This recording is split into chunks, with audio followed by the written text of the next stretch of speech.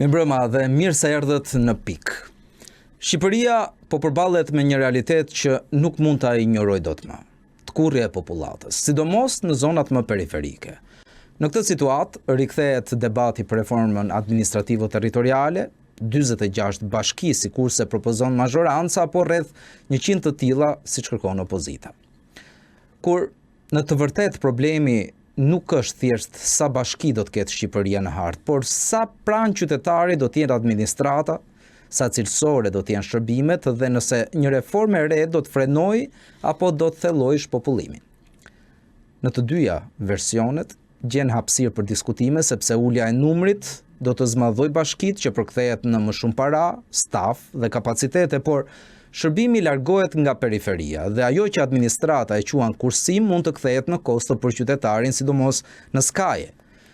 Nga ana tjetër, më shumë bashki nuk do të thot automatikisht më shumë qeverisje nëse atyre u mungojnë financat, kompetencat dhe kapacitetet reale. Prandaj, debati ndoshta duhet shkoj përtej numrit 46, 61 apo 100. Ajo që duhet të pyesim sot është: apo ndryshojmë vetëm hartën e Shqipërisë, apo po ndërtojmë një model qeverisje që përshtatet një Shqipërie që po ndryshon, po plaket dhe po humbet popullsinë e saj. Që kur e nisa Pik, kisha për qëllim që brenda një periudhe një mujore të mund të sillnim tek ju atë që doni të dëgjoni, atë që përbën të vërtetën që nuk thuhet lehtësisht kudo. Prandaj dhe qasjet kanë ardhur në këtë formë. Puna ime ka qenë gjithnjë të hulumtoj mes emrash dhe idesh njerëzore për të përcjellë tek ju formën më të mirë të një ngjarje. Këtë gjë do përpiqem të bëj dhe me të ftuarin e radhës, e kam thënë gjithmonë, në çdo program që kam pasur. Kam besuar tek ai që në momentin e parë që e kam parë në politikë. Dhe kur e pash si bashkëkryetar të një komisioni për reformën territoriale, isha i bindur se ky komision të nxirrte një produkt të shëndetshëm dhe të shëndosh për ne, shqiptarët, sidomos atyre të skajeve. Jo shpesh gjen në politik persona që din dhe din ta shprehin atë që din, sepse jemi mësuar më shumë tek ata që s'din dhe bëjnë sikur din. Luciano Boçin kam kënaqësi ta kem sonte për herë të parë në Pik. Faleminderit që pranuat ftesën. Kënaqësi, falenderoj. Zoti Boçi, ndoshta i keni dëgjuar disa pika të asaj që thot mazhoranca për këtë reformë territoriale. Por unë dua ta nis ndoshta nga ajo që nuk më bënte fare kuptim.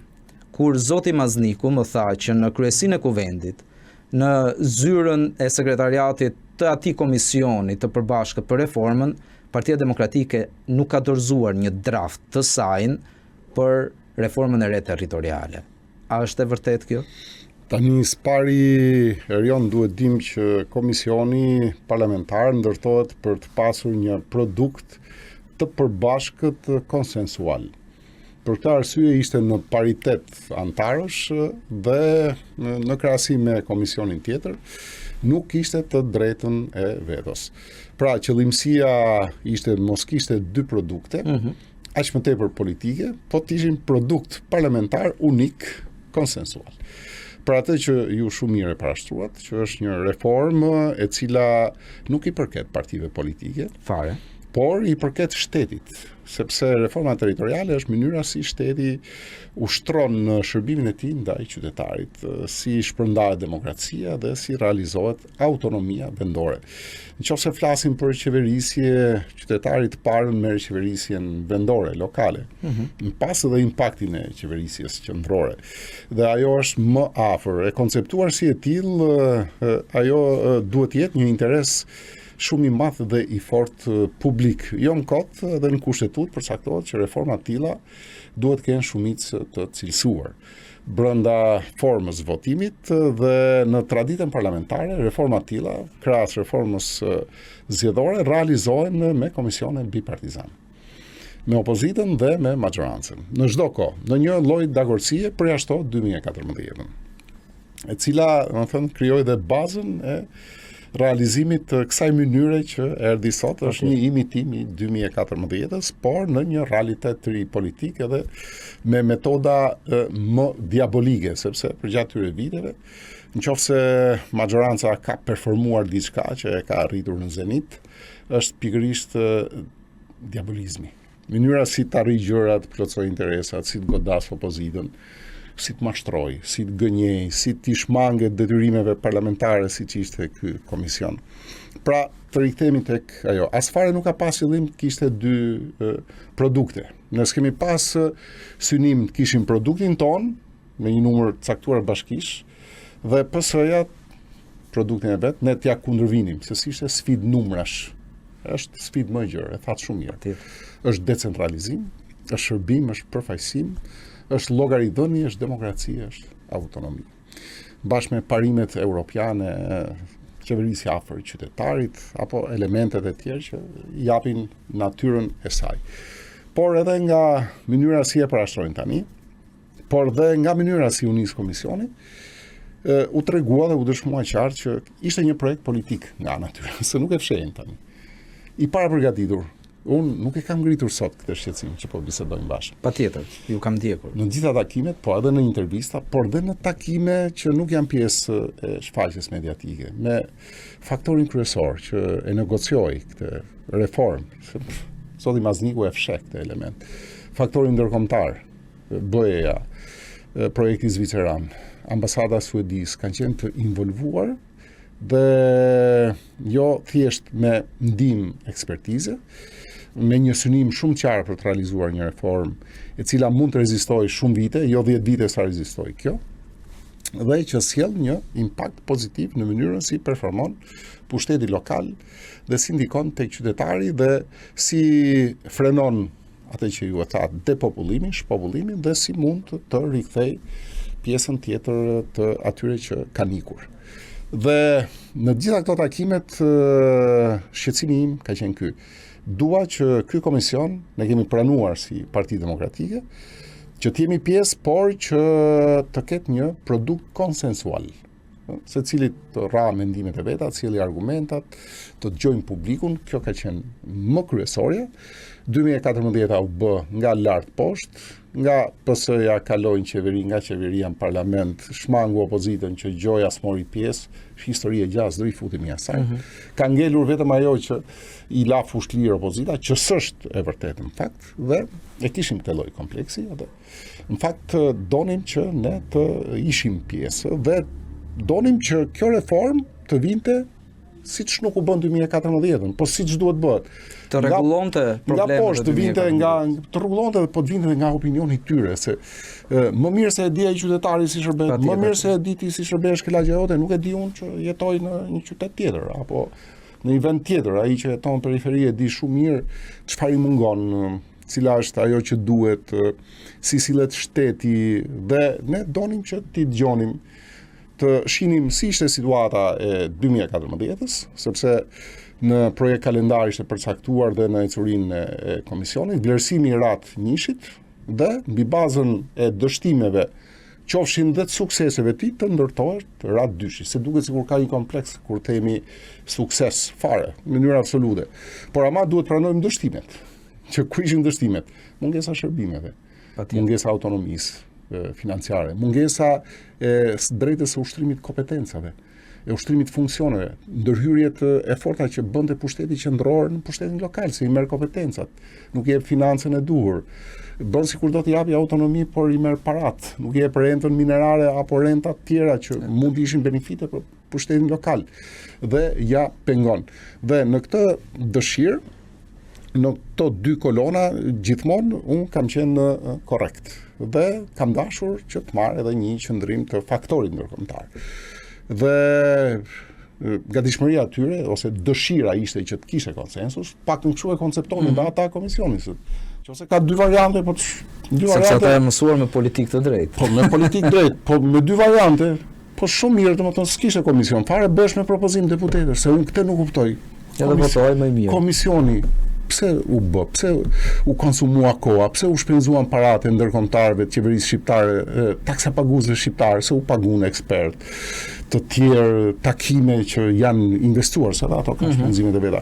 Kur pas ka qenë kaq e thjesht me një propozim në formën e projektit, dy çojnë dy projekt ligje, se kështu e dashka në fund fare. Depozitojmë edhe ne zyrtarisht që gjëja e komisioni ka mbaruar, se komisioni se mbaroi punën e tij, dhe politikisht votoi.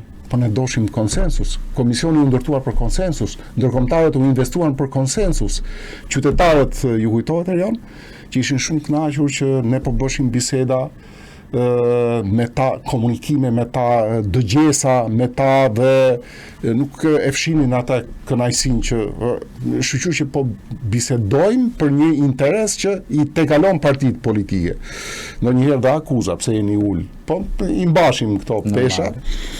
Ne ishim aty, po secili kishte qëndrimin dhe mendimin e vet, por duke u nisur nga interesi qytetar. Pra, dhe ne në këtë lloj ritmi bashkë me ndërkombëtarët që dëshironin këtë gjë, vazhduam punën në komision.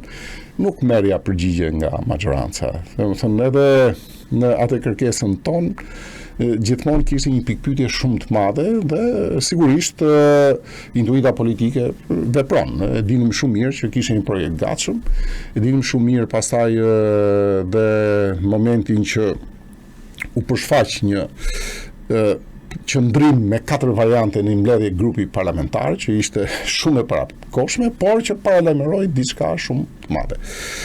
Në komision kemi insistuar, nëse s'ke pyetje tjetër, ta vazhdojmë me punën e komisionit.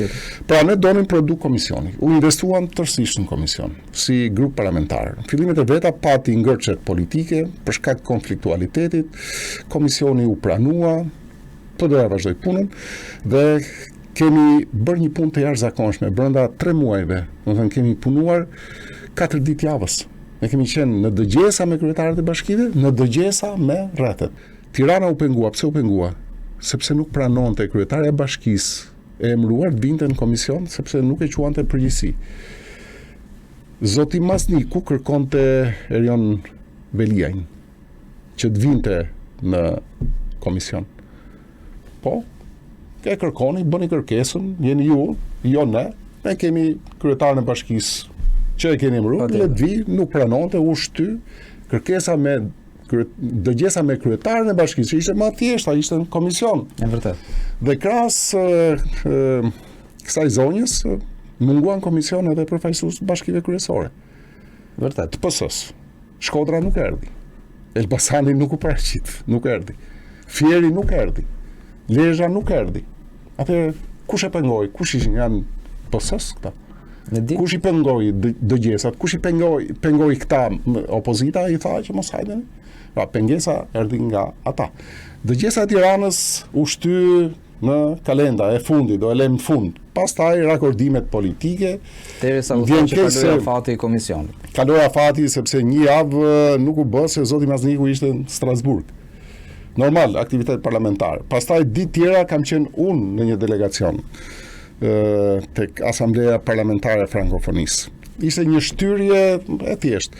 Ndërkohë që i afroheshim fundit, se thash edhe një herë tjetër, duhet transmetuar e vërteta, në takimet me ndërkombëtarët që ishin të fundit, me zotin Rizo të BE-s, edhe zonja ambasadore të ambasadës Zvicrës, u kërkua nga vetë zoti Masniku, se kjo është më e bukura, pa konsultim edhe me mua që të shtyhet afati i komisionit, do shtym afatin.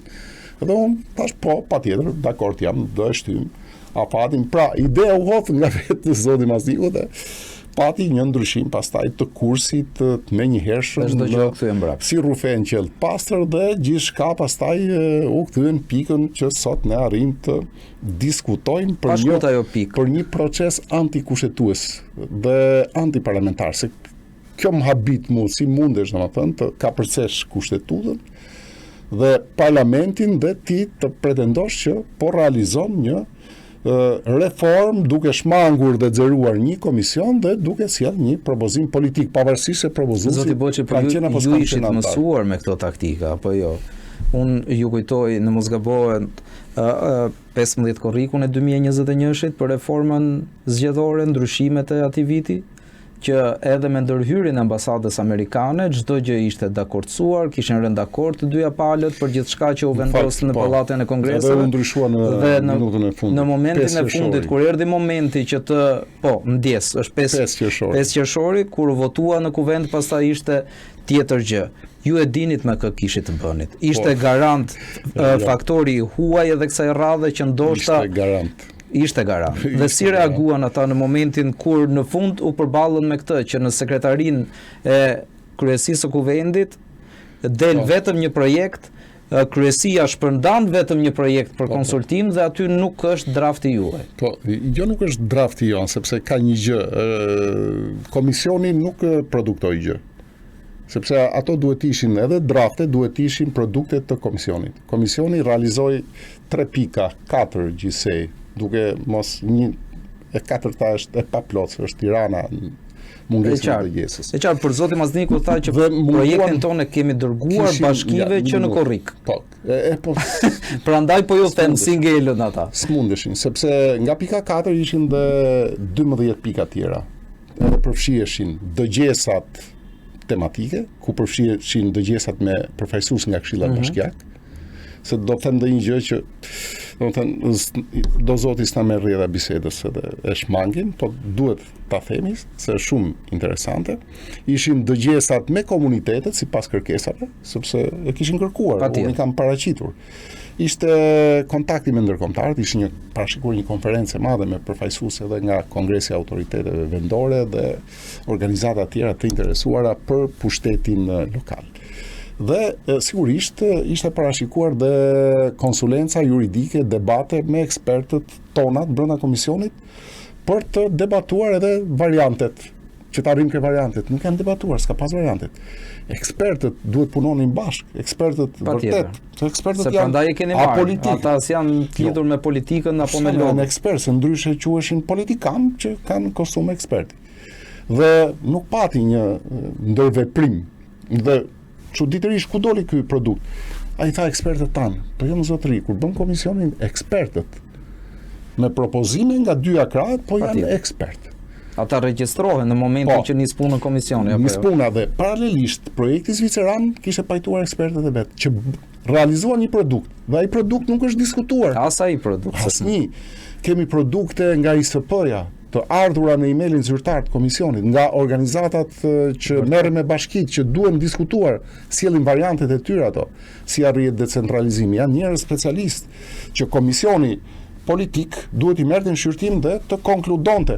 Se unë mund të them një numër X bashkish, po do ngjoj edhe argumentat e shoqatave të bashkive, edhe të organizatave të ISP-s që kanë bërë një punë të jashtëzakonshme, se nëse ka pas një konferencë të mirë të parë, ajo ka qenë. Edhe ishte shumë orientuese, ku që në të parë unë kam shprehur këto lloj shqetësimesh, që ka një projekt gatshëm që do përsëritet 2014, se kam në memoriat e fjalën që kam mbajtur dhe kjo ndodhi. Dhe ne nuk i realizuam këto pika, ne ishim ke pika 4. Dhe s'mund të ketë produkt. Pra, produkti që është sjell në kryesinë e kuvendit ishte para se të krijohej komisioni. Po, është politik. Ishte ai variant, ato 4 variante që dolën aty. Gjatë gjithë kohës u mbajt ligjërimin në lartësinë që s'kemi punë me hartën, kemi punë me decentralizimin, me anën e autonomisë fiskale, kapacitetet administrative natyrale. Problemi që dolën edhe nga dëgjesat. Dëgjesat kanë qenë shumë sinqerta për ato që morën pjesë. Kam pasur rastin të ndjek disa prej tyre. Të zgjeroheshin, edhe publiket unë do i quaja akoma më të mira. Prandaj produkti është komplet politik dhe rruga që është ndjekur ka dyja, se dalin ka i produkt që thatë në kryesinë e kuvendit. Është antikushtetues dhe antiligjor parlamentar. Antikushtetues sepse është në 108.2 kushtetutës, që thotë që një produkt duhet jetë i para konsultuar nga komunitetet që psojnë pasojën. Bashkim apo ndarje. Duhet marrë mendimin tyre dhe duhet jetë i bashkangjitur dhe të dorëzohet. Është taksative kushtetuta në këtë pikë. Nuk mund të ketë post konsultime. Kur ti e bën fakt kryer dhe tani ti, domethënë, kërkon mendimin e tyre. Pastaj dalin ke mendimi është kundërshtues. Absolut. Por këtu ka një pyetje tjetër që si do realizohet kur ato janë kundër. Duhet dalim me kjo çështje. Dhe pse është antiparlamentar? Pati një takim kryeministri për t'i bindur të mos ishin më kundër. Pati, po do vazhdoj, domethënë i kërcënoi jo takim. pati një. Unë nuk isha brenda dhe i lexova çfarë u shkruaj. Jo, unë kam marrë informacion. Atëherë po ju a lejuve ekskluzivitetin. Po, telefonik, sepse meqense dolëm ke telefoni na fal edhe gjusi. Për gjatë gjithë kohës që ishim në komision, përfaqësues të lartë PS-s na merrshin ne të PD-s në telefon thoshin si do bëhet harta. As deputetët s'kan pas informacion, as kryetarët e bashkive se u vërtetua. Po as deputetët nuk kanë pas. As vetëm një dinte si do bëhesh. As vetë zoti Mazdiku ktheu nga zgjatje kohë komisionit që ishte normale. Po ja dorëzuan? Po ja dhan dori thanë do bëhet sepse dhe ai vetë, domethënë nuk e dinte në atë përshfaqjen që edhe detyrohet asaj të mashtrojë, të gjejë argumenta, siç ka bërë edhe gjatë gjithë kohës punës komisionit. Më vjen keq domethënë që i parashtroj këto të vërteta, po këto po e përsëris janë të tilla dhe kanë ndodhur. Dhe produkti është antiparlamentar nga rruga, nga procedura ligjore parlamentare. Unë paktën e kam këtë përvojë dhe e di shumë mirë. Një projekt ligj kur dorëzohet nga një grup deputetësh apo një deputet në këtë rast është grup deputetësh, merret në shqyrtim nga konferenca e kryetarëve. Nuk e shpërndan administrata, ja çon bashkive. Ku jemi? Se s'po e kuptoj çfarë institucioni jemi, në parlament apo jemi në parti politike. Merret çoni atyre kryetarëve të bashkisë se kemi zgjat ne. Thoya atyre na japin një mendim dhe mundësisht na japin pozitiv, se po e tha negativ bëhet mbledhja kuçit pastaj. Pra, parlamenti duhet ndjekë procedurën. Kush është komisioni që merret? Komisioni i ligjeve. Komisioni i ligjeve pastaj vendos konferenca kryetarëve e dërgon komision. Komisioni është autoriteti ligjor që ja dërgon për votim. Mirë po, u mbyll parlamenti dhe nuk kishin kohë sepse edhe përdoren të lloj. Pra, antikushtetuese dhe antiligjore. Jo më që komisioni nuk u konsiderua, nuk përfundoi puna e tij. Dhe çfarë kërkuam ne? Erion. Kërkuam zgjatjen që ishte dakorcuar me ndërkombëtarët. Që u kërkua së pari nga zoti Mazniku. Që u hop si ide dhe normale pranuar nga ne, se ajo ishte rrugëzitja. Ishte e para diskutuar, që nëse nuk del ne kemi një afat deri në tetor, 2 muaj. Po që zoti Mazniku më tha në tetor duhet të jetë mbyllur gjithçka sepse s'kemi kohë për të humbur për aplikimin të dalim po, kjo pikë. Tetori. Në 15 kam dalë unë dhe kam kërkuar shtyrjen. Kërkova gati 2 muaj e gjys, që i bie në tetor. Për 2 muaj e gjysëm përfshi edhe pushimet vjetore të ngushtë. Kërkuan punojmë ngusht, jo, punojmë ngusht i kam kërkuar. Më thënë kjo është ajo. Dhe të bëshim dëgjesat, se i bën komisioni me këshilltarët, këto që po pretendojnë post, dëgjesat me publikun, punë intensive. Se nuk është se s'kishte kohë, si ato kanë 60 ditë gjoja afat, që janë dëgjesa që është vetëm për këshilla. Ne do intensifikoshim punën, do bëshim dhe dëgjesat, pra çfarë u fitua dhe çfarë u humb. Pse u mbyll komisioni kur 60 ditë paktën, shto dhe 15 ditë të tjera, 2 muaj e gjys fiks sa kërkuam në zgjatjen e komisionit, ne punoshim në tetor, thamë ne, është deadline dhe ne sjellim atë produktin të komisionit. I cili është vetëm i konsultuar për dhe double, apo është unik, nuk ishte rëndësi pastaj, por ishte produkti i komisionit edhe legitimiteti politik i atij produkti do ishte i plot. Sot nuk është. Se ka humbur dhe e shpjegova. Çfarë duhet të presim ne qytetarët tani? Tani qytetarët s'pare gjykojnë këtë. Çfarë logjike ka kjo që i gjithë ky afat kohor që do shfrytëzohet politikisht me këto kundërshtit që kanë shpërthyer, pse nuk u bë që t'i jepësh drejta e komisionit? Më thonë, mu më duket edhe pa mençuri politike, por unë gjithmonë nga kundërshtari kërkoj që të bëj gabime politike, gafe. Dhe kjo është gaf, totalisht politikës. Është e para që bën kundërshtari juaj politik? Jo, është arroganca, harbutëria. Jo, gafa është e para që po s'është e para.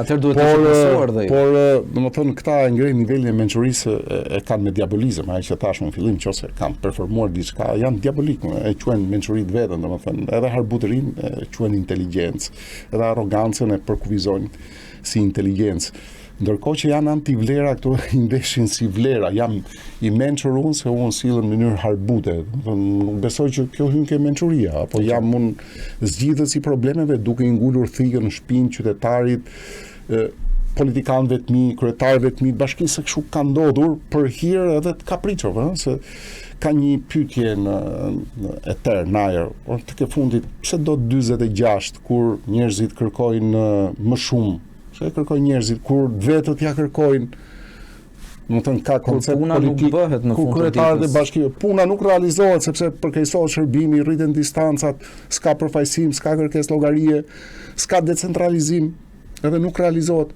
Te kush është hym ke absurdi i shijes. Nuk dua të shoh unë ca që vinë, se kështu e ka thënë, nuk dua të shoh kryetar bashkisë që vinë nga fshati. E kupton që çmendurie ku jemi ne? Do të thënë, deri këtu arrin, pra i prish shijen e rehatisë, e vanitetit, se pushteti gjatë çon vanitet me kopsh privat, me luks të shfrenuar dhe do të thënë krijon atë bezdin, pse tjetë ai tavolin hiqe atë dhe do të thënë flitet për në gjykimet niveleve 0, por çuditërisht në Shqipëri marrin formën e termave dhe qëndrimeve politike dhe shiten si qëndrime politike dhe publiku rri i befasuar para ekranit që do merret një vendim për interesin e tij. Ato janë vendime që Rama i merr në banalitete sipër, domethënë natyrën që ka i vetë si profil psikopolitik. Qartë. Pyetja tjetër. Çfarë ndodh tani e tutje? Cili është qëndrimi juaj? U dorëzuat apo bëhet betejë parlamentare? Betejë parlamentare është betejë votash në fund. Është betejë komunikuese, po është betejë komunikuese. Duhet vazhdoj komunikimi, po, patjetër, në gjitha nivelet. Por ata i kanë votat, zoti Boçi. Sigurisht, po kanë votat. Ata do e çojnë në parlament. Po, e kanë çuar në rrugë jo drejt ligjore, antikushtetuese, do e çojnë për votim, nuk pyesin, kanë parlamentin, kanë pushtetin, siç kanë bërë me komisionet hetimore, siç kanë bërë me kërkesat për mocion me debat për shumë gjëra, domethënë parlamenti është një aneks i qeverisë dhe atje kanë dhe ushtarin e vet, i cili na vonoi dëgjesën e Korçës jatë 4 javë, se nuk ishte prezent, se ishte vazhdimisht në avion dhe ai duhesh të ishte prezent ai dhe ne me mirë besim pranoshim shtyrjen. Është ke justifikime dhe më pashme. Kemi pranuar dhe jemi dorëzuar. Jo, nuk jemi dorëzuar. Ne kemi paraqitur projektin ton për 100 bashkish. Dhe kur e them këtë projekt, flas në formën politike që flet PS-ja, sepse është e detyrueshme. Në fakt, nuk duhet të flisja kështu. Janë qytetarët që e kanë kërkuar, nuk është PD-ja. Se janë bërë me konsulencë qytetarët plot, PD-ja vetë kanë ndërtuar në faqen web për reformën, ka bërë një sondazh. Për të mbledhur gjithashtu edhe ka marrë mendimet përfaqësuesit politik PD-s ndryshe nga ata të PS-s që nuk kishin informacion, kanë pasur kontakte të vazhdueshme, konsulenca, jo vetëm në nivel politik strukturave, në nivel edhe të opinioneve të qytetarëve, edhe të kërkesave të tyre, edhe të pasurimit një realiteti që ekziston, që janë dhe shifrat pakundërshtueshme. Ka zona që janë shpopulluar dhe duhet një qëndrim. Dhe të përfaqësuesi politike ka përgjegjësi duke biseduar me njerëzit. Dhe krahas kësaj, mos harroni që ne morëm shumë opinione, që njerëzit shpopullimin ja dedikonin mungesës shërbimeve, mungesës cilësisë arsimit, të shëndetësisë, mungesës urbanizimit, mungesës investimeve, zhvillimit një trajtshëm ekonomik, mungesës përfaqësimit, mungesës llogaridhënies. Dhe gjitha këto ne na çuan tek ai projekt krahas punës e ekspertëve që kanë bërë një punë të jashtëzakonshme. Dhe puna ka konkluduar dhe është një punë që unë e kam thënë, është një punë e hapur në kuptimin jo e dorëzuar në parlament sepse do legjitimonte projektin e tyre, ato thonë ju keni dhe në opinion e shisnin si e shisnin. Dhe kemi thënë shumë qartë, ky është një projekt që ka nevojë për konsulencë. Sepse është ajo shifra. Po mund të jenë 100, mund të jenë 102. Mund të ketë dhe kërkesa për shtesë, mund të ketë dhe kërkesa për reduktim. Kështu që ne jemi të hapur të bëjmë takimet, ka zona që e mendojnë që identiteti i tyre historik, vazhdimësia e zhvillimit ekonomik territorial bën që të jetë më mirë me një territor ose të jetë veçmas. Të ndahen se bashkimet që kanë ndodhur janë çuditshme, s'ka lidhje Librazhi me Prensin, se duket sikur janë në një Italinë, s'ka lidhje Cerriku me Elbasani. S'ka lidhje ose një zonë me Malia me Tepelenën, kanë identitetet e tyre, kanë profilet e tyre ekonomike edhe largësitë pastaj shërbimet që janë të përbashkëta identitare. Pra, ky projekt i joni është një projekt që buron nga një punë e mirë, nga një konsulencë gjërë, jo i paravendosur, qose na keni ndjekur, ne gjithmonë kemi thënë, jemi midis një numri X dhe Y. Pra, edhe 120 kemi thënë dhe 95, duke respektuar dhe punën e bërë në Komisionin e 2022-shit. Doli me variant për 95 bashki nga PD-ja.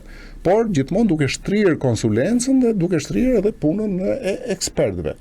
Dhe unë them që ky është një projekt optimal. I mirë pranuar. Ka vende që mund të korrigjohet. Patjetër. Prandaj duhesh konsensus. Erion. Dhe të shijeshin ku duhet ndërhyrë apo ku jo. Dhe krahas kësaj në projektin ton ne i japim vlerë nivelit 2 të qeverisjes, që sot nuk u prek me dorë, që është, do të thënë, ndikon drejt për drejt në performancën e bashkive, që është niveli i qarkut ose i rajoneve, niveli i 2. Dhe qarkut që sot ekziston vetëm formalisht, vetëm si koncept politik dhe administrativ, t'i jepshin kompetenca administrative dhe financiare. Kompetenca që mbulonin planifikimin urban, që mbulonin mbetjet, që mbulonin menaxhimin e ujrave ose diçka tjetër. Të treja këto i ka qeveria qendrore sot. Ju a merr pushtetit lokal. Ne kërkojmë që nga qeveria, nga ministrit, t'i kalojnë të ndërhyshim dhe nga ana ligjore, se kemi propozime ligjore, se ligjet që ka propozuar Rama godasin ligjin themeltar të pushtetit vendor, organik.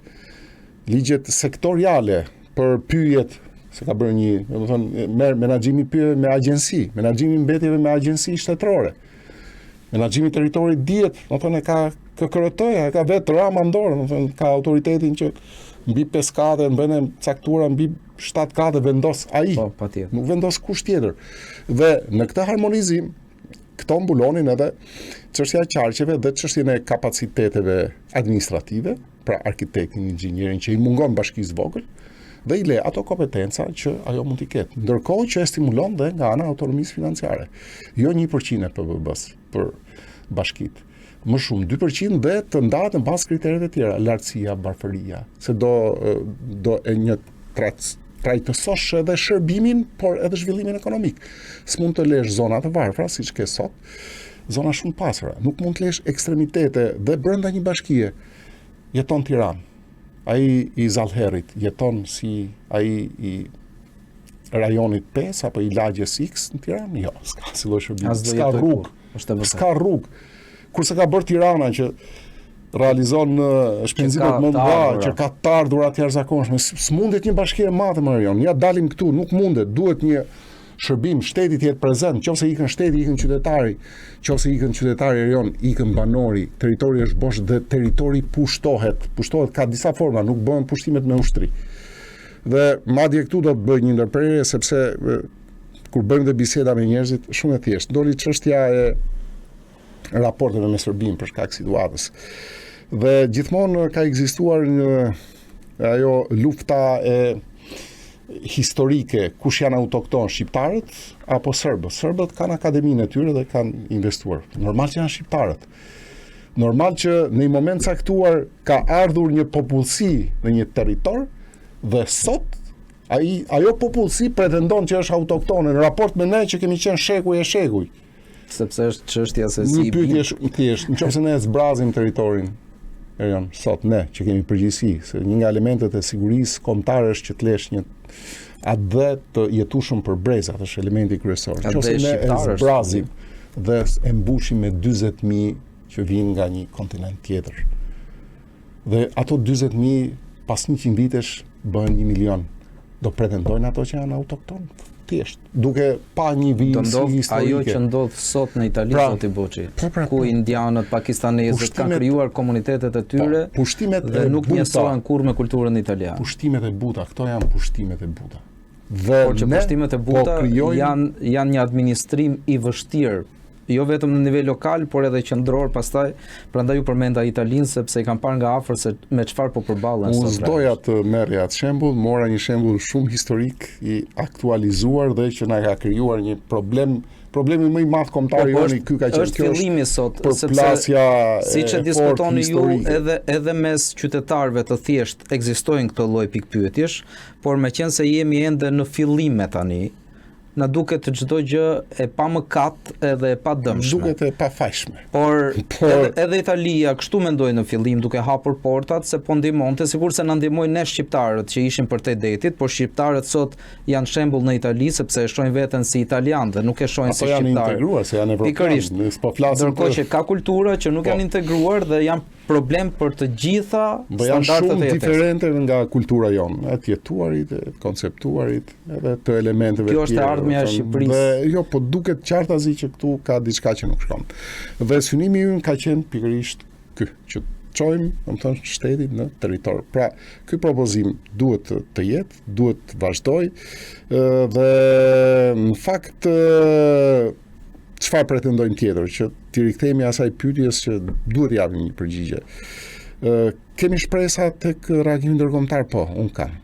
Domethënë, sepse janë ndjerë befasuar, janë anashkaluan pak, çuditur nga reagimi dhe mënyra si veproi PSF-ja me reformën, si çoi projektin e saj, si mbylli komisionin dhe ndërpreu, dhe kam përfituar dhe nga një element që është shumë interesant, nuk është në media, por që duhet transmetuar, dhe është hera parë që po them. Është një situatë, domethënë, konvencionale, në fakt, e krijuar rastësisht, por që këta me diabolizmin e tyre e kanë shfrytzuar në mënyrë shumë brillante. Ka lëvizje brenda dy përfaqësive diplomatike që kanë ndjekur procesin, BE-s edhe ambasadës zvicerane. Të dy lëvizin, edhe ambasadës zvicerane mbaron mandati në gusht dhe zëvendësohet sa të vijë ambasadori i ri, sa të njihet me duhet kohë ende që ky komision të rifilloj punën. Dhe sa të njihet, sa të ashtu e kanë shfrytzuar edhe këtë element. Sepse ata janë investitorë dhe patjetër që duhet të japin. Investitorë që duan produktin. A thon ata që kemi investuar reformën në drejtësi dhe duan produkt? Kanë investuar në reformën territoriale, po pse s'kërkojnë produkte? Ja lejnë produktin PS-s? Sepse është shfrytzuar edhe ky element. Pra dalim tek ajo, kam shpresë, po krahas BE-s edhe sigurisht ambasadave të tjera të angazhuara sipas projekteve të tyre, domethënë edhe tek aleati kryesor strategjik, edhe ke SBA kemi besim plot, ne kemi qenë komunikim edhe përgjatë kohës, kemi parashtruar. Unë i kam ngritur shqetësimet e mia të tilla siç i paraqita edhe këtu në atë dyshimin që ka një projekt politik që bëhet për arsye elektorale, në bashkim votash. Patjetër. Me qëllim që mos merret Prenjasi, me qëllim që mos merret Beçi, me qëllim që mos merret Memaliaj, me qëllim që të rrezikohet Kavaja. Fusharzi me më qartë, fusharzi me Pugën bëhet një, ketë një rrezik, mos ketë dy rrezike. Por zoti Momspau thotë që nuk është ky qëllimi. Dhe është ish kolegu juaj. Po. Shumë kush u çudit nga reagimet e tij gjatë muajve të fundit, qoftë për protestën, qoftë edhe për reformën territoriale. Tani kur largohesh, nga fusha e luftës, edhe nuk ndjen erën e gjakut luftës, fillon dhe bën gabime në perceptimin e luftës. Të duket sikur dhe lufta pastaj është pushim veror në breg të detit. Kështu që mund të thuash çfarë do lloj gjëre që dihet mendja jo, nuk jam dakord. Më dolët vetë në shteg kur thoni kur largohesh, zoti Boçi. Sepse unë duhet të ndalem pak tani tek ju, PD. Po, gjithu e kam qefin e lem për më funder. Jo, nuk kam asnjëherë me ju, ta sulmoj, përkundrazi, do doja shumë që Partia Demokratike të kishte mësuar më tepër nga zhvillimet, nga protestat, qofshin ato edhe të organizuara, le t'i marrim të gjitha të mirëqëna. Qofshin edhe të financuara nga Irani, nga Rusia, siç thot kryeministri, le t'i japim të drejtë gjithkujt. Por në këto momente ne qytetarët, ne votuesit që do dalim prapë përpara jush dhe t'ju japim ose mos t'ju japim votën, prisnim që ju të përshtateshit disi me atë që kërkonte një përfaqësi e jona. Nëse unë isha në atë bulevard dhe kërkoja personalisht gjithashtu. Ju, po, reflektuat në uljen e moshës mesatare. Por, unë nuk dua të quaj të marr antarësinë e Partisë Demokratike, e cila nuk pati nuhatin e duhur të votoj ekspertizën mbi dashamirësinë. Kështu që unë nga ju e dua një përgjigje. Ju ikët apo u sakrifikuat? Jo, as Ika, as u sakrifikova, unë jam aty, edhe kam një rol shumë të rëndësishëm, rol që vjen nga përvoja ime politike si deputet, shumë i rëndësishëm roli i deputetit, si drejtuesi i Komisionit të Arsimit, edhe si drejtues politik. Pra, më thënë, nuk është se... Jo, këto janë ju në marrëdhënie me shtetin. Jo, në marrëdhënie me politikën. Patjetër, po kjo është marrëdhënie me PD-n. Politika fillon brenda së listë ndërkohë. Po dakord, unë jam ky. Dakord, ishte një garë, garat o fitohen o humben. Dakord, atëherë bie pastaj, më thënë, të dalim si votohet, votimi ka shumë aspekte. Më thënë, ka element të ndryshëm dhe nuk mund ta vendosësh në një shablon që votuan këtë apo votuan atë. Ka shumë këndvështrime.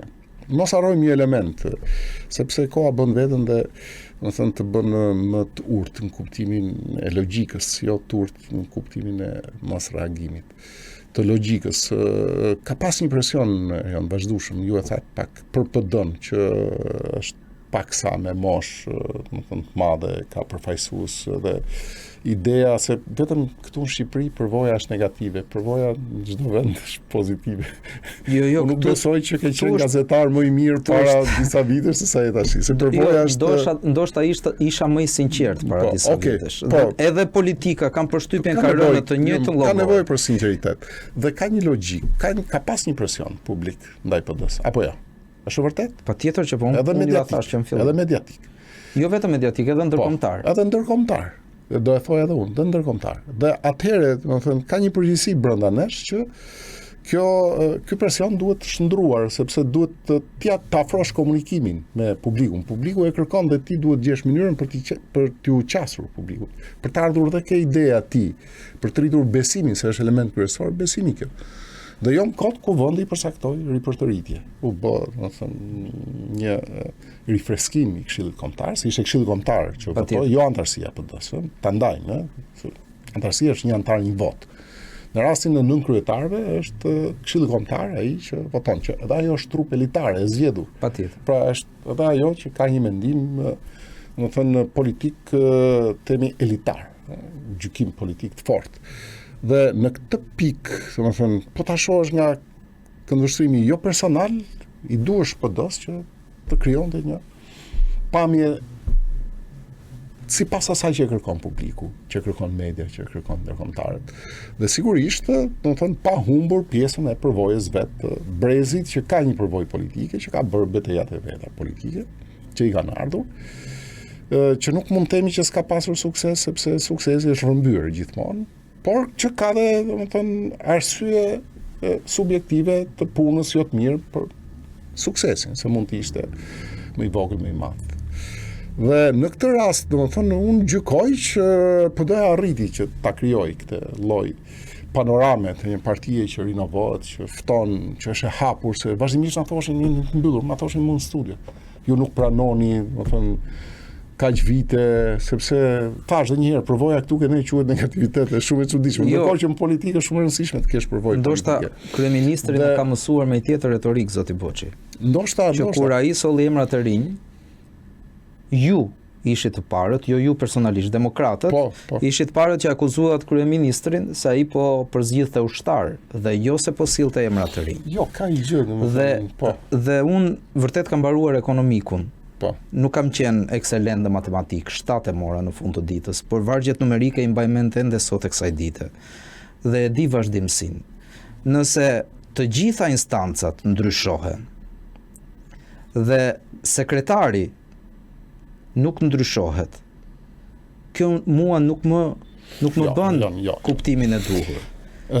Sepse nëse donim freskimin dhe sot Sajmir Korreshi po bën atë që po bën, dhe ka atë mbështetje që ka, natyrshëm pyes, thjeshtimi në vargjet numerike nuk funksionoi sa duhet tek shumatori? Jo, formatimi, jo, Gjo Luciano.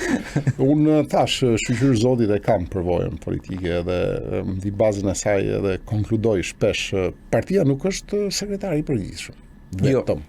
Përkundrazi, unë doqa rrjedhën e votimeve. Që, domethënë, ripërtëritja duhet të barazu me ndrimin e sekretarit. Nuk është as nën kryetari dhe unë nuk thash që u ripërtëri sepse unë ndryshova unë.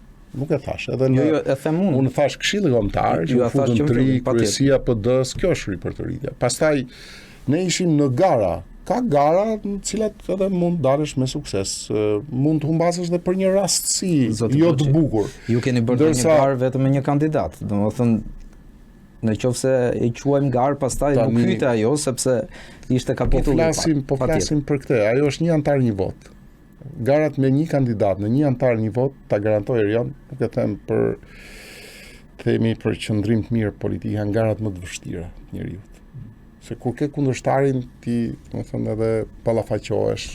Krahasimi është forma e parë e ballafaqimit konkludive që nxjerr çdo njeri. Ballafaqon 2 dhe prapë ti votën. Kur je vetëm me këto të krahasoj ty, shumë e vështirë ta motivosh që ai të vijë të votoj.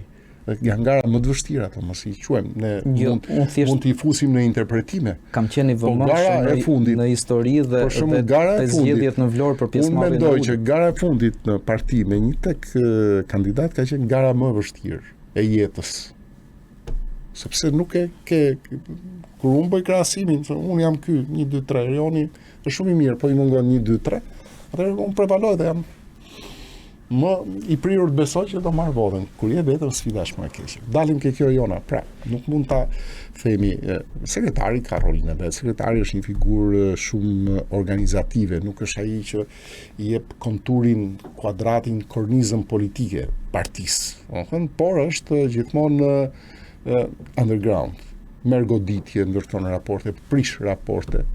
Se janë mënyrat e organizimit dhe këto bëjnë pastaj që opinioni të spinohet, të dalin pakënaqësitë nga zyra dalin në fush, nga fusha dalin media, nga media. Ne nuk kemi të kënaqur as në dasmë, jo më në një parti politik. Po, aq më tepër. Dhe në këtë rast, domethënë, nuk mund ta barazoj. Ishte garë, u vendos nga Këshilli Kombëtar. Mos harrojmë që, domethënë, edhe garat kanë atë themi mënyrën e vet zhvillimit dhe kur bëhet e fortë dhe kur bëhet garat themi drejtën ishin forta, domethënë edhe për sekretar. Se e tha vetë zoti Koreshi ka mbështetje për shkak të regjistrit që përdor. Nëse unë do isha antari i Partisë Demokratike do ja jepja një votë. Atëherë gara ishte garë, ishte garë. Jo, këtë e thash. Në këtë sens, domethënë, pra kishte garë, doli një rezultat. Tani tash dhe një herë ripërtëritje nuk do të thotë që hajtë heqim gjithë. Atëherë domethënë do bishin ajo do ishte përjashtim. Bishin sirenat e alarmit. Ajo do ishte përjashtim dhe jo shkridhje sikur sa thot zoti Mazniku. Pra duhet po lera ai aman se ai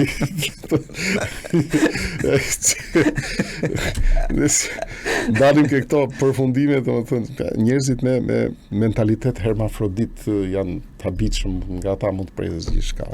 Kjo, po e lem këtë historie dhe nuk jemi këtu ke pjesa e PD-s, jemi tek pjesa konservatore, mos na çohet ke pjesa jo konservatore. Edhe në këtë rast domethënë unë gjykoj që garat produktuan këtë, mos i keq gjykojnë garat. Unë nuk gjykova kënd. Pra, jo kam të drejtën që ne vendosim pikpyetje pse antarësia apo Këshilli Kombëtar, pra ka shumë elementë që vendosin për krajën një vote. Të shohin të barabartë është një element social që ndikon. Nuk të shohin barabartë prevalon një element politik. Edhe në këtë rast, domethënë, gjërat janë prandaj vota është komplekse. Zoti Boçi, e di pse ndodh kjo, më lejoni që t'ju sjell një shembull që ndoshta nuk është i përshtatshëm. Por njerëzimi sot ka një dilemë shumë të madhe, që është pse Zoti merr gjithmonë më të mirët. Dhe nga kjo, neve na linde drejta të bëjmë pyetje relative që kanë sens këtë gjë. Dhe këtë duam të kuptojmë dhe ne. Sepse që këtu ndoshta, nëse ne nuk reagojmë në gjërat e vogla, nesër bëhet një gjë akoma më e madhe, si reforma territoriale mononjeri, e cila na vë përpara një popull dhe pastaj shkojmë tek shumë komunitete, hapjen konsullatash, meqense ra fjala ju jeni në dijeni të hapjes së një konsullate serbe në Shkodër, meqense jeni dhe drejtuesi. Do jap këtë përgjigje, po do shtoj diçka se atë se kalum nga që biseda është e këndshme, kalum edhe në përsiatje paksa filozofiko-fetare. Zoti merr më të mirët, është ai konkludimi edhe shumë ngushëllues dhe jo shumë rasor, se ka shumë elemente, më thënë, eterik edhe transcendental. Por do thoya që Zoti përpiqet gjatë gjithë kohës t'i përmirësojë të këqijt. Pra nuk është se ai vetëm merr, ai punon. Ndoshta kishte përgjigje më mirë që mund të vë. Kështu që ai punon vazhdimisht. Tani pjesa tjetër e konsullatës. Po jam prononcuar dhe për këtë normal që kam dieni, sepse lidhet edhe është interes kombëtar në radhë parë. Pastaj lidhet edhe me Shkodrën. Në atë mendimin tim, unë nuk jam marrë me diplomaci. Kam parë në aspektin politik edhe në aspektin interesi intelektual. Diplomacia si vepron, gjua e saj dyfisht gjithmonë. Dhe mbi bazën e kësaj një arsyetim shumë thjesht, jashtë atyre qëndrime të forta politike. Ku ndërtohet dhe si ndërtohet një konsullat? Sepse ka një logjik, kur ka një komunitet cilësor, numerik, të një vendi caktuar në një territor caktuar. Kemi konsullat Milano. Kush është arsye? Ka shumë shqiptar. Ka shqiptar. Dhe rrethon shumë krahina apo qytete tjera që kanë qendrën e tyre në Milano, apo jo. Apo konsullat në një vend tjetër, dhe kjo është logjika. Pra që luan një rol ndërlidhes ndërmjet komunitetit dhe shtetit përkatësisë nacionale, kombëtare që ato kanë. Në Shkodër, sepse në Serbi, në Bujanoc, apo ku do ndërtohet konsullata, ka logjikë, është krahinë shqiptare. Po edhe ato me adresat pasivizuara dhe dim shumë mirë se çfarë ndodh. Dhe konsullatat nuk mund vendosen në vende ku ka kundërshti. Do të thënë lëvizin konsullatat.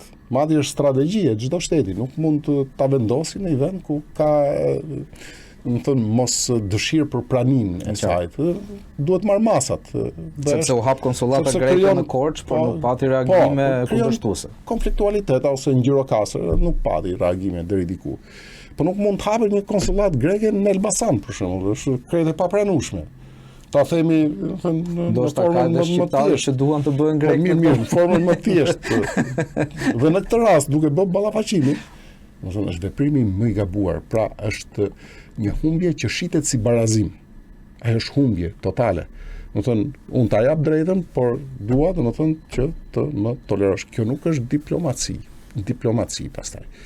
Kjo është, do të thënë, politikë agresive dhe me ngjyra nacionaliste tegra, që ti zëvendësosh diplomacinë me politikë nacionale.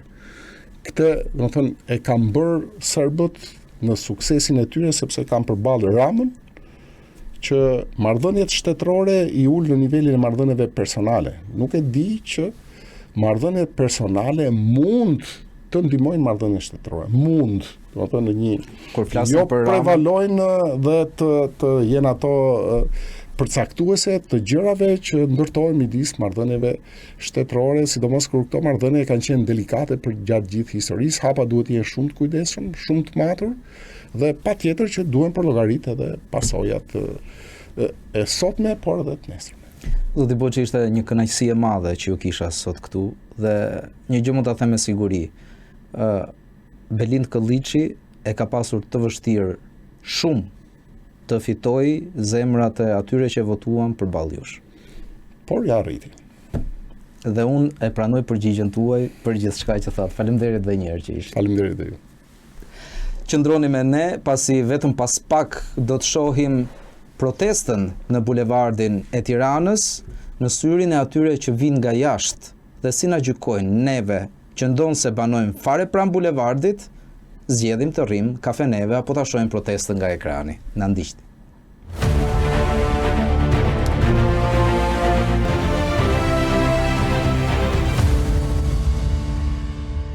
Jemi sërish bashk, teksa ditët kalojnë, administrata dhe shumica e qytetarëve janë fokusuar tek kosto e jetesës, pushimet, pasiguria në punë, shëndetësia e dobët. Personalisht e rrëfej që provova check-upin falas në shtet më 30 qershor e deri më sot ende nuk kanë dalë përgjigjet. Por unë jam një ndër shqiptarët. Pra, teksa jeta rrjedh në aksin Sheshi Skënderbej, mesi i bulevardit, një grup njerëzish numërojnë ditët, pjesëmarrësit dhe reagimet që çelin pas çdo proteste të mbajtur kundër, jo vetëm qeverisë, por të gjithë klasës së vjetër politike. Ritmi shtohet sa herë që protesta merr trajt kombëtare apo kur diaspora lë punët e vjen të jap kontributin e saj për adheun e prej të cilit u detyruan të ikin duke lënë zemrën pas peng. Duhet ta pranojmë që protesta ndikoi që populli të kalonte pragun e frikës dhe nxiti reagimin qytetar, por edhe dyshimi përballë indiferencës që tregon mazhoranca apo etiketimeve që bën kryeministri. Çfarë do ndodh në shtator, kur cikli vjetor i fillon? A do të jetë populli që do të frymëzojë diasporën, apo kjo e fundit që do të mbajë zgjuar popullin? Këtë do të diskutojmë në Savion me dy përfaqësues të saj, Florian Haçkaj, si bashkëdrejtues e diasporës për Shqipërinë e Lirë. Faleminderit zotja Haçkaj që jeni këtu, por do flasim me Florin në këtë rast, dhe Arjan Koçi, si personi që personalisht pyes veten ku e gjen forcën sa herë që del në postimet e tij në rrjetet sociale. Arjan, Ari Shejdi, mirë se erdhe. Mirë se gjeta. Njëri prej ju zgjodhi letrën e tjetri rrugën. Flori, e nisim bashk sikur në të gjitha programet e tjera. Çfarë të frymëzon ende që ta bësh këtë gjë? Si fillim shumë faleminderit, është shumë kënaqësi të jem prapë me ty. Nuk do të thea jo çfarë më frymëzon ende, po çfarë më prek për ditë që mua më detyron të ndihem si princi qytetar të dalin në rrugë. Ju e filluat me një parathënie shumë prekse, me thënë drejtën, sepse preket shëndetësinë dhe jo më larg se para 3 orësh isha në makinë me familjen dhe në grupet përbashkëta një djalë nga Shkodra merr kurën për vjerën e tij çdo 3 javë për kancer nga zyriu. Dhe kam pyet një herë për Kosovën, janë Kosovë marramëndse, dhe ai çdo 3 javë detyrohet pyet te grupet, a ikën në një këtë fundjavë, ju lutem që ta çoj, sa herë ma ka sjell mua pikë mëngjesit, vetë është detyruar të prej biletën vi. Pse? Sepse kjo kurë nuk gjendet në Shqipëri. Kështu që kjo është ajo që mua më prek, duke filluar nga një histori personale që unë kam filluar aktivizmin, por nuk dua ta përsëris. I ka dhënë mjaft johon kryeministri. Histori të tilla ka pafund dhe mua këto më prekin. Njerëzit e thjeshtë në Shqipëri që janë pa ndihmë, pa suport, dhe ne për këto duhet luftojmë. E qartë është. Ari, juve ju i natos kjo protest më shumë, duke qenë se për 2 muaj nuk keni rreshtur së endurive rrugëve, se Flori ka qenë i shkëputur edhe në takime me ambasador, me përfaqësi diplomatike, por mbi të gjitha edhe në qytete të ndryshme të botës, duke bërë atë lajmësin e mirë se një erë e re po frynë në Tiranë. Pikëparë kjo mua më frymëzon sa më shumë. Dhe jemi krenar që kjo protestë do vazhdojë derisa kjo politikë vjetër t'japi dorëheqje. Sepse diaspora është këtu për ne, edhe ne do jemi këtu deri në ditën e fundit. E qartë, por Ari, ju e keni parë se çfarë ndodh, teksa ju protestoni, angazhoheni në bërjen e filmimeve, dhënien e mesazheve, angazhimet konkrete në atë podium edhe protest, në fikjen e zjarreve, sa në Krujë e sa në Prisk, dhe ne, qytetarët e Tiranës, të ardhur apo të lindur këtu, rrim në kafene dhe thjesht shohim nga ekrani se kur Ari apo të tjerë do e fikin zjarrin. Unë kësaj doja t'i merrja një përgjigje. Kjo është thjesht një mesazh që çdo kush mund të kontribuojë. Unë mram vajta në si pa më harrova në Prisk. Ma tanë janë dhe 7 kilometra? Dajt apo? Jo dajt, ka ana tjetër, kjo i Liqeni. Në Fark. Fark, ishim në Fark. Ishim aty, pritëm ambulant, zjarfikse. Erdhi zjarfiksja, por nuk ishte rrugë. E makina se s'kishte rrugë me fut zjarfiksja. Nëse nuk ka të Liqeni Farkës. Edhe shtëpiat ishin aq të ngushta dhe nuk u fut zjarfiksja, se ishte një nga të më të mëdhoja, 8 metra, edhe u detyru që parkoj aty. Njëra nga ato u fut dhe u nalë se s'kishte rrugë. Pastaj u thash çunave, doni ndihmë, vajta me çunat, kemi një në orën 12 deri në 6 mjezit.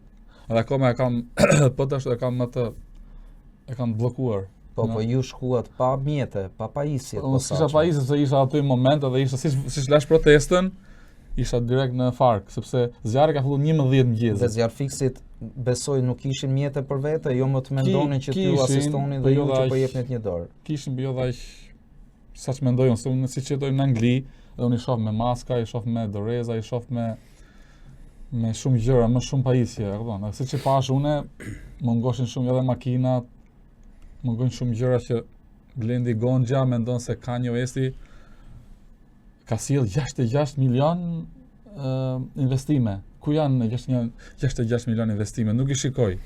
Nuk duhet të presim fundin e vitit, ndoshta të buxheti reflektohet edhe ajo shumatore për të qenë konkret. Flor, gjatë kësaj kohe, teksa diskutoja me ty për datën kur mund të ishim bashkë në studio, ke qenë i pranishëm në shumë takime për sa i takon kësaj proteste. Patjetër.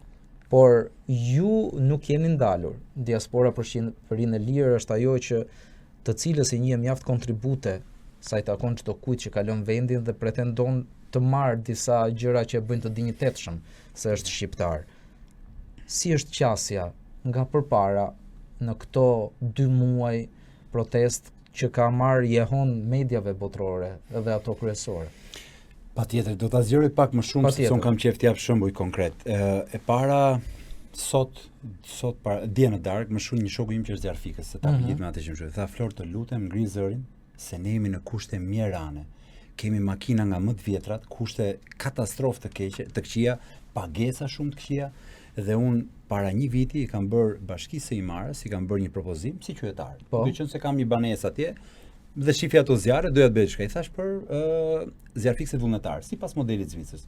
40 faqe dokument, ja kam çuar, kam thënë merrni fonde ku doni, ose kam as interes, vetëm duhet ta bëni këtë nëpër fshatra. Të ketë qytetar që ose fshatarët atyre zonave që i bëhet një lloj trajnimi, ka rroba shtesë për ato dhe në momente emergjence mos përfundojnë njerëzit fikin me shkullë ose me lopata. Me lopata dhe nuk është bërë pikërisht juve i lumt, respekte për atë, domethënë unë kam bërë më vend para 6 viteve, është e frikshme të shohësh zjarrin përballë, por shqyr që ka njerëz guximshëm dhe ata janë me të vërtetë heronj, zjarfikësit, ushtria që po mundohet të fikë nga zjarri, por kur mendon që para një viti u fol për avion që do blihen, kur kemi satelitet që pagojnë miliona pagojnë 2 satelitët që gjasme do monitorojnë ku ka zjarre, megjithatë gjithë i dim të mos përsërisim.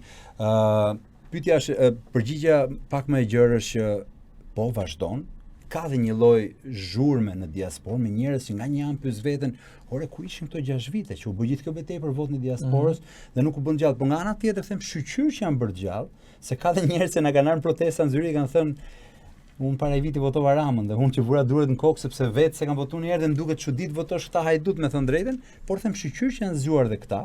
Ndërkohë ne, siç e them fillim, ne vazhdojmë betejë institucionale, kemi takime, nesër kam prap takime me ambasadorë të rëndësishëm këtu që po intensifikohen, po është un kongres Parlamenti Evropian, por bashkojmë forcat me çdo që po bën diçka. Nuk kemi as luksin, as nuk duhet t'ia lejojmë vetes të mendojmë se jemi më të mirë apo më të keq se dikush tjetër.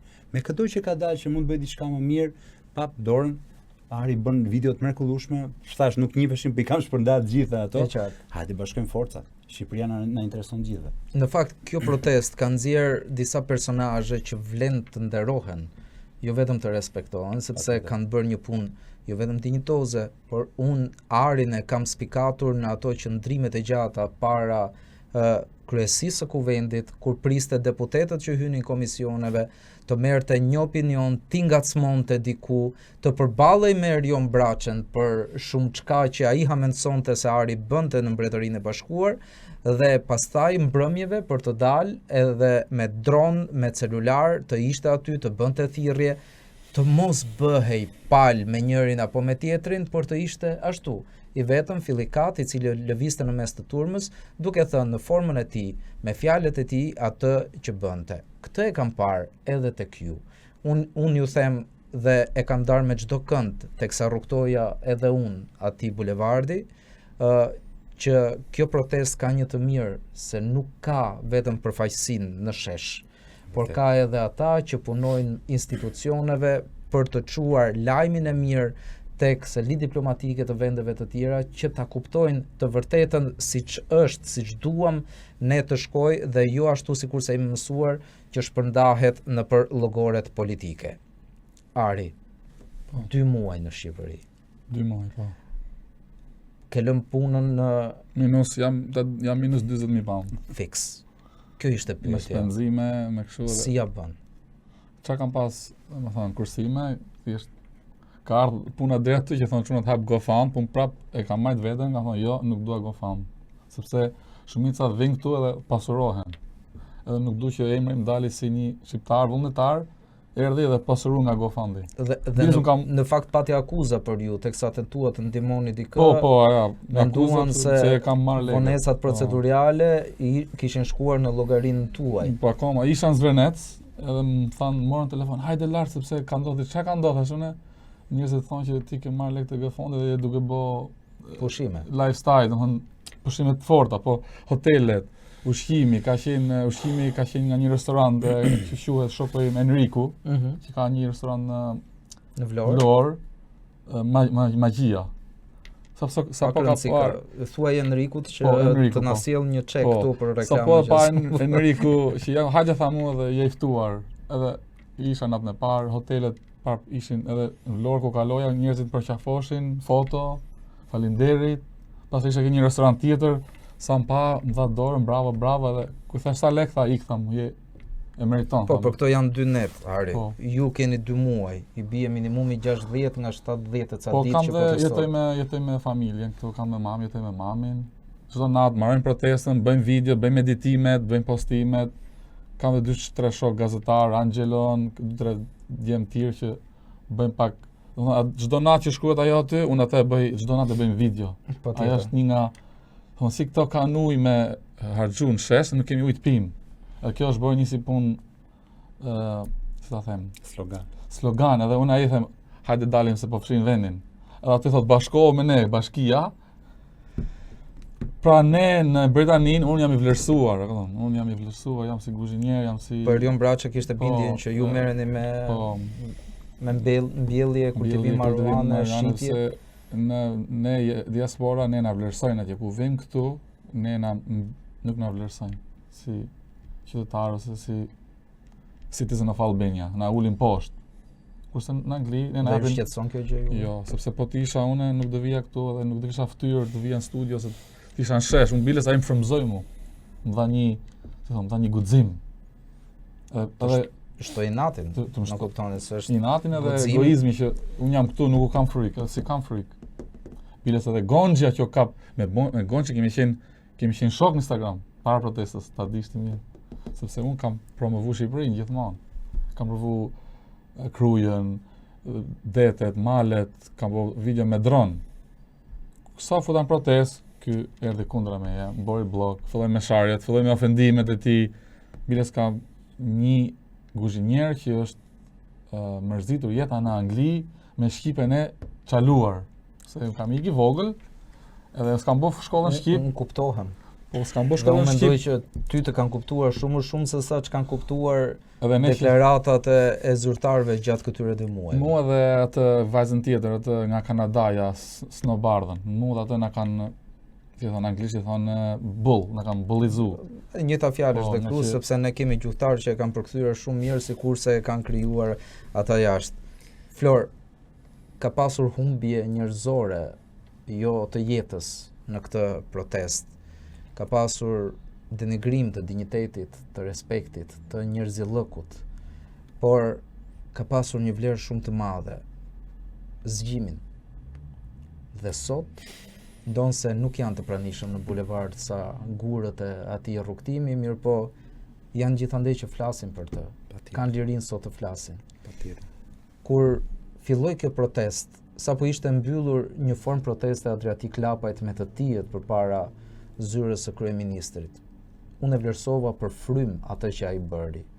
Por jam i bindur që u ndjek keq kur pa një marshim kaq masiv që erdhi fill pas tij dhe ai personalisht nuk u mbështet sepse pikërisht kjo frika ndalonte çdo shqiptar që të dilte aty, minimumi edhe t'i bënte like reagimeve të tij në rrjetet sociale.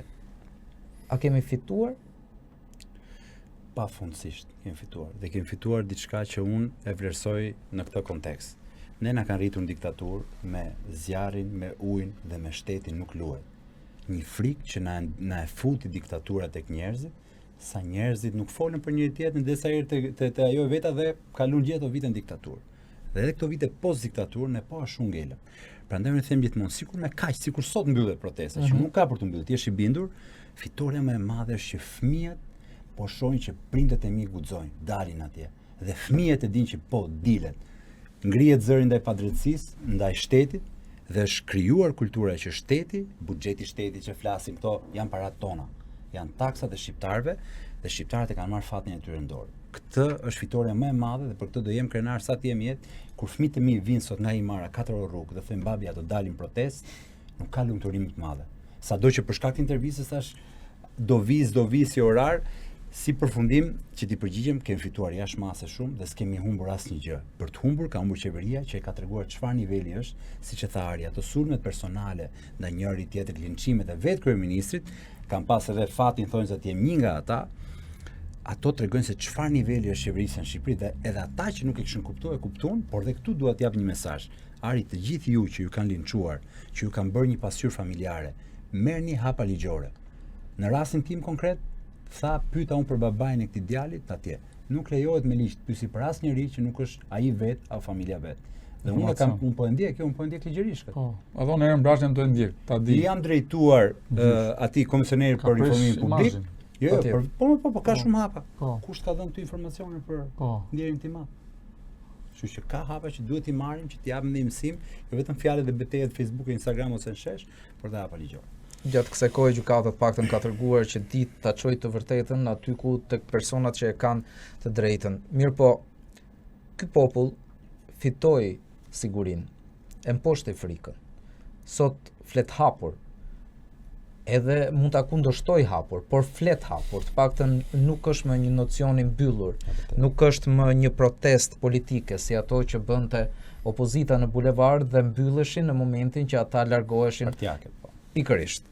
Por prap kemi një popull që dje friksohej dhe sot ka filluar të neglizhojë. Janë disa faktorë, patjetër. Temperaturat e larta bëjnë të vetën, ditët e gjata në bulevard bëjnë të vetën, pritshmëritë tona si shqiptar që i duam çdo gjë me buton bën të vetën dhe shpresa duket e largët, e venitur. Çfarë mund të themi ne këtyre shqiptarëve që gjithmonë duan të dyshojnë në vend që të sugjerojnë diçka për ta zgjidhur? Në shesh është folur për çdo çështje të mundshme, që nga shëndetësia, arsimi, siguria e jetës, siguria, pasuria e qytetarëve. Tani, qytetarët duhet i bëjnë vetes këtë pyetje. A më prekin mua këtë çështje? Qoftë tërtore, unë jam i bindur që prekin direkt. A më prekin mua këto? Po, nëse më prekin dil në shesh. Dhe unë nuk kam rreshtur gjithë verën që kur jam në Tiranë, me videot e mia, po dhe këtë takoj. Shkova me pushime se kishte nevojë familje. Patjetër që po. Ari atje, ishte atë ditë që kisha hëngur dajake, dush këtu në shesh me të gjithë tjerët. Edhe unë nisa mbas takimit kisha me ambasadorët, në fakt ambasadorët i kam shkuar shumë qull siç isha, se edhe shkoi doli shumë bukur. Dhe i them, më tha njëri, "Të prisi janë shesh tha, me këtë se kanë qef bëjnë kështu batute." Po më kështu më bën. Ku je? I thash unë nga sheshi erdha. Ti ku je? Shko ti nesër. Pra, nuk duhet të jemi cinik ndaj njerëzve, por t'i marrim për dorë, t'i themi të lutem. Hajde se ka nevojë për të gjithë. Ne po luftojmë për të gjithë. Dhe kur thënë dolën 10 ditë, 13 ditë unë, po e lash pastaj. Po pse e le? U zgjidhen problemet. Kështu që hajde të motivojmë njëri tjetrin. Më beso këtë bisedë kam pas me 15 veta minimumi dhe premtimi ka qenë që do dalin. Tani atë do dalin vërtet nuk e di. Rëndësishme që ne do heqim dorë. Një njoftuar është barabart me 17 të njoftuar, kështu që në Shqipëri ku thashë themi ka përparësinë e vet, me siguri që e ka bërë efektin. Ari, 2 muaj shumë kush tentoi të numëronte paksimin e pjesëmarrësve. Ju çfarë shihnit? Paksimin nëpërmjet njerëzve apo nëpërmjet videove që ta postojnë me AI? Në çdo lloj forme ata tentuan që këtë mesazh të përçojnë. Protestat të shuhet edhe mendojnë se ne jemi sorra korba.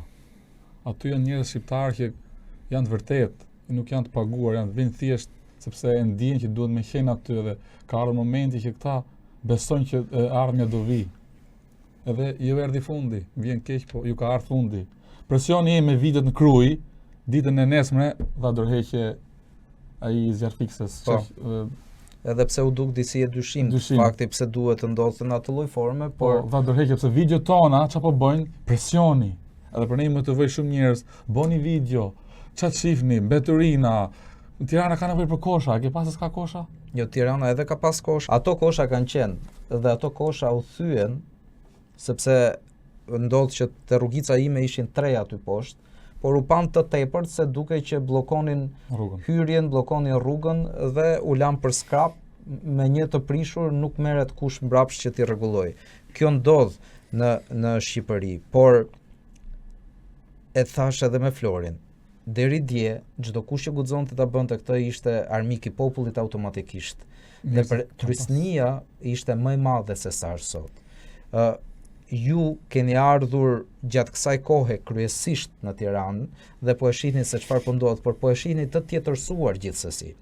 Sepse në fillim frika më e madhe e qeverisë ishte se në atë bulevard nuk po protestonin vetëm qytetarët, nuk po protestonin opozita, nuk po dihe kush po protestonte dhe mes tyre shkonin dhe i mbështesnin edhe disa persona që ishin votues të Partisë Socialiste, ishin gjithashtu pjesëmarrës në këtë bashkëqeverisje të ndërtuar dhe kjo ndoshta i trembi.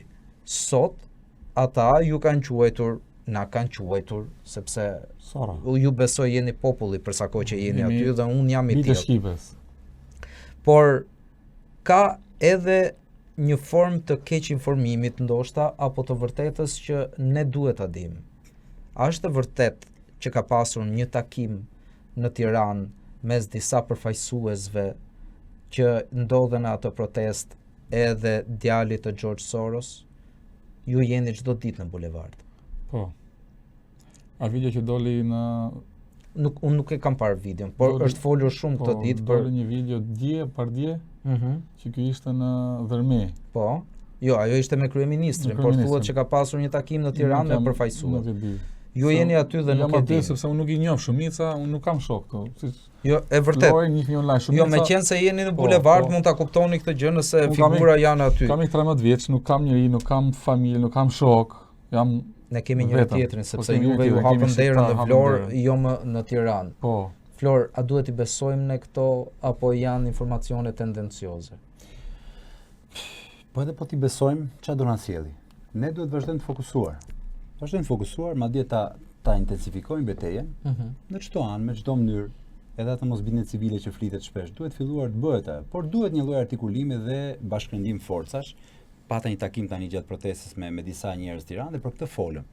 Unë mendoj që nga organizatat caktuara duhet kemi kujdes, sepse Shqipëria ka parë keq prej tyre, nuk janë thjesht zhurma që fliten, por për sa kohë një takim janë thjesht thashë theme, nuk duhet shqetësohemi për të. E qartë. Dhe këtë ja them dhe atyre njerëzve që thonë, e di unë diçka, e di unë, nxirrini pra. Sepse kjo është luftojmë për like, luftojmë për qartësullajnë. Në mediat online vetëm për këtë flite, por nuk pa asnjë zhurmime, unë gjykoj që janë zhurmë që intereson Ramës, për të heqë vëmendjen nga kjo. Ose për të bërë pis personat që janë aty, si për thënë që jemi bashk, sepse ka filluar të qarkullojë edhe kjo tani. Pikërisht. Çfarë mund ta tundoj më shumë Ramën në këtë kushte? Rama ka nevojë për një partner ringu, që sot po i bin nga gjitha anët, po i bin nga pak.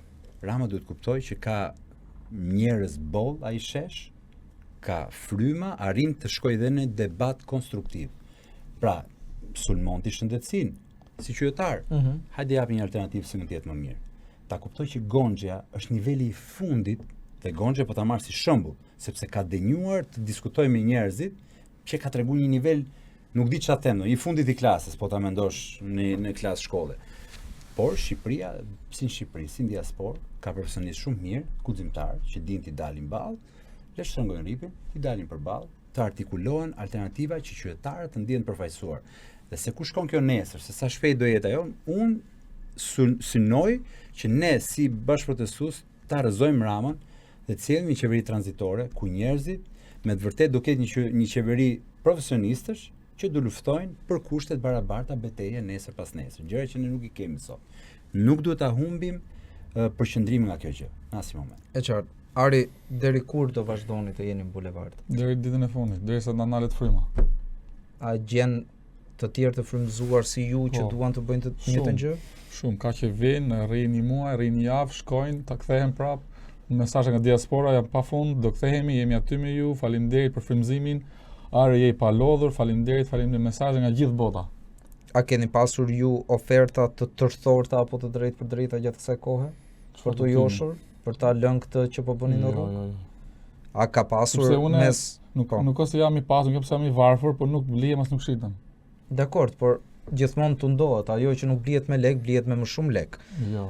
Tek kontaktet tuaja ka pasur të ngjashëm që kanë pasur oferta? Jo, as besoj. Pra mund të themi që nuk është tentuar deri më sot që ta prishin këtë protestë? Jo. A themi Gjorja? Patjetër. Se kjo që the shumë e bukur dhe përgjigjja e është shumë e sinqertë.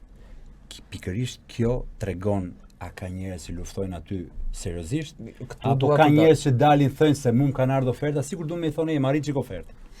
Nuk ka më, nuk vinë sepse shohin që janë njerëz me vendimarrje të plotë që do qëndrojnë aty deri në fund. Këta që bëjnë kështu, unë gjykoj që duan, pa i drejtu gishtin, por e kemi parë shpesh që thënë kanë ofruar këtë, kanë ofruar atë. E qartë. Flori, flasim bashkë pak për diasporën, për Shqipërinë e lirë.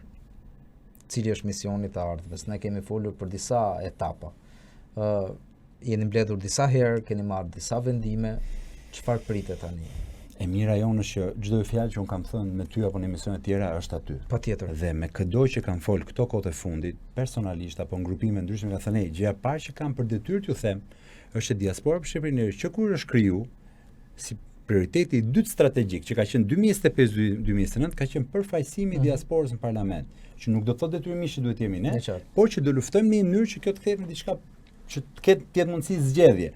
Dhe këtë ja them dhe njerëzit fillojnë pastaj sulme, ky ka qëllimi, them prit, është vendimi 2021-shit. Un jam ju do vlerësoni sinqeritetin, sepse ka dhe shumë grupime që kanë dalë sot dhe marrin ndoshta flak edhe ne kemi treguar që jemi institucional, jemi serioz dhe bëjmë një betejë siç i takon një shteti. Dhe këtë do ta vazhdojmë më tej.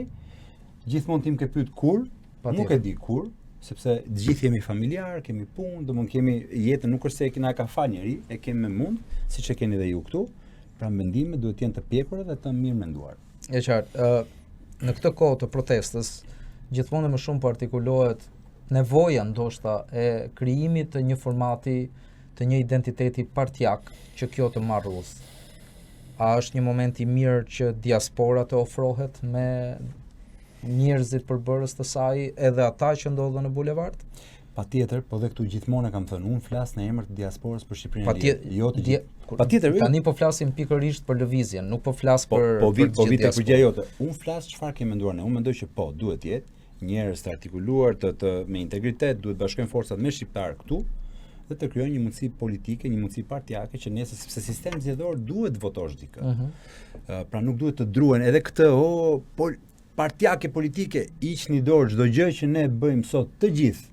Studentët janë lëvizje politike dhe nuk duhet kemi as i drojmë, po nga që na kanë nxime këto partitë që kanë qenë gjithë këto 32 vite, njerëzit kanë një lloj ndjesie të keqe dhe ngatarojnë politik me parti. Politika është klasë për drejtat e tuaja, si mund të përmirësosh dhe ne kemi shumë për të përmirësuar Shqipërinë dhe për ato duhet të luftojmë. E qartë.